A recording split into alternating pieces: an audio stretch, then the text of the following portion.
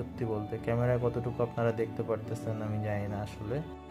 এখন যে জায়গাটা আপনাদেরকে দেখাবো মূলত এখানে হচ্ছে এই হাজার হাজার মেট্রিক টন পানি স্টোর করে রাখা হয় শান্ত শীতল হওয়ার জন্য, কারণ এই পানির সাথে অনেক বেশি কাদা মিশ্রিত থাকে, যেটা পরবর্তীতে এরকম ফুল ফোর্সের সাথে হচ্ছে বের করে দেওয়া হয়, যেটা আবার নদীতে চলে যায় পরবর্তীতে।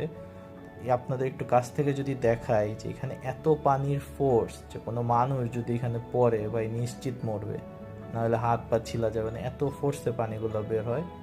এরপরে আমরা হচ্ছে কন্ট্রোল রুমে যাই যে এখানে কিভাবে জিনিসগুলো মেনটেন করে, বাট নিরাপত্তাজনিত কারণে সেটা দেখানো সম্ভব হয়নি।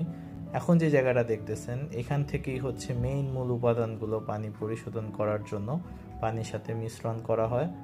আমরা এখানে অনেকক্ষণ ছিলাম, এই সুন্দর পরিবেশ নির্মল পরিবেশটাকে উপভোগ করছি অনেক রাত পর্যন্ত।